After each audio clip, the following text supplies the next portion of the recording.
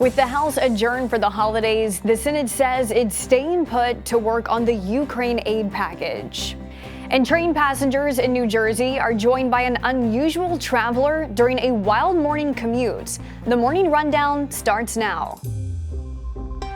From the Straight Arrow News Studio, bringing the stories that matter to you from across the United States and around the world.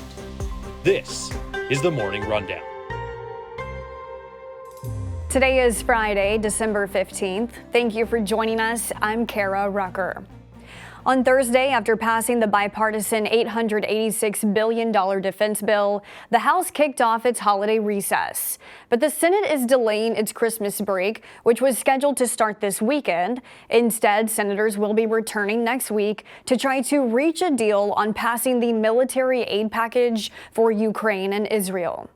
In making the announcement on the Senate floor, Majority Leader Chuck Schumer said negotiators have made good progress over a path forward on the $110 billion package, which Republicans say needs to include stricter immigration policies.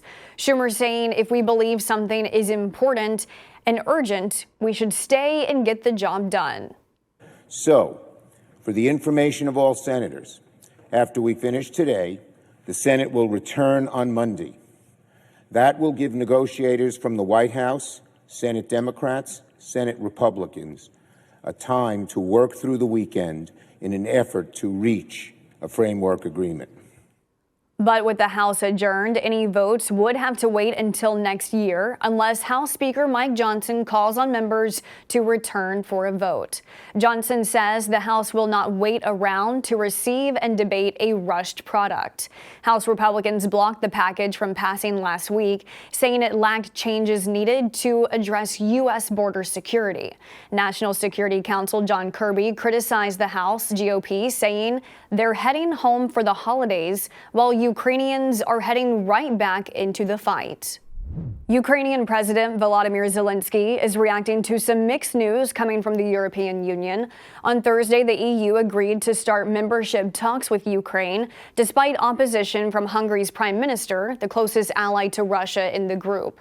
However, the bloc could not reach an agreement on a $54 billion aid package for Ukraine. It's not clear when talks for Ukraine's entry into the EU will begin, a process that could take years, but is still seen as a victory for Zelensky. The Ukrainian president posting on X, "I thank everyone who worked for this to happen and everyone who helped. I congratulate every Ukrainian on this day." The EU has also agreed to start talks with Moldova, which, like Ukraine, is another former Soviet Union republic. As for the economic aid, EU leaders said 26 of the 27 member states agreed on the package, all but Hungary, and the decision needs to be unanimous. Talks are set to resume early next year. A day after meeting with Israeli Prime Minister Benjamin Netanyahu in Jerusalem, White House National Security Advisor Jake Sullivan is set to travel to the West Bank today to speak with Palestinian Authority President Mahmoud Abbas. A U.S. official saying Sullivan will discuss ongoing efforts to promote stability by confronting terrorism and revamping and revitalizing the Palestinian Authority, the governing body of the West Bank. The meeting comes as Israel and the U.S. differ on what Gaza would look like once the war with Hamas is over, with the United States saying the Palestinian Authority should have a governing role in the territory. Israeli leaders have rejected that idea. The Biden administration continues to show its support for Israel fighting Hamas, while also calling for Netanyahu to focus on saving civilian lives. President Biden on Thursday said Israel should, quote, not stop going after Hamas, but be more careful. Denmark and Germany say 7 terror suspects, some said to be members of Hamas, have been arrested, suspected of plotting attacks on Jewish institutions across Europe. German prosecutors say 3 of the suspects arrested in Berlin and 1 arrested in the Netherlands are long-standing members of Hamas with close ties to the high ranks of the terror group. A Hamas official denied any connection between the group and those who were arrested in Europe. According to Danish police, 3 people were arrested on suspicion of plotting to carry out an act of terror. It is unclear how or if the arrests in Denmark are connected to the arrests made in Germany and the Netherlands. The German justice minister said in a statement that they must do everything they can to keep the Jewish community safe, adding attacks on Jewish institutions have increased significantly in recent weeks. 2 men have been charged with killing over 3,000 birds, including federally protected eagles, over a 2-year period. According to the indictment, between January of 2019 and March of 2021, the 2 men, Simon Paul and Travis John Branson, deliberately killed 3,600 birds, including bald eagles, and sold them on the black market.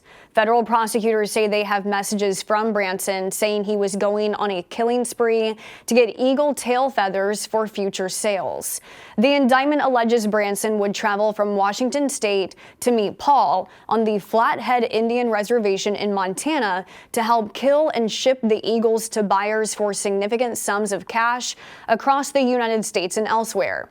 The defendants have not been arrested, but have been ordered to appear in court on January 8th. The two face charges for violating the Bald and Golden Eagle Protection Act, as well as a conspiracy count, which has a maximum sentence of 5 years in prison. Finally this morning, it's something many people do every day, take a train to work. And while delays are expected, what happened at Newark Penn Station in New Jersey on Thursday was not. A bull was spotted running along the tracks. The 800-pound loose steer caused delays up to 45 minutes for human travelers as police officers tried to corral it. The animal was eventually removed safely from the tracks and service resumed. The bull was reportedly headed to the slaughterhouse when it got loose. Now he has a new destiny. The bull was taken to an animal sanctuary where he is said to be resting after his busy morning commute. These are your top stories for this Friday. Be sure to subscribe to the Morning Rundown newsletter to get the top stories each weekday morning. Just go to san.com/rundown to sign up. Unbiased, straight facts, that's Straight Arrow News. We'll see you back here on Monday. Until then, I'm Kara Rucker. Have a great weekend.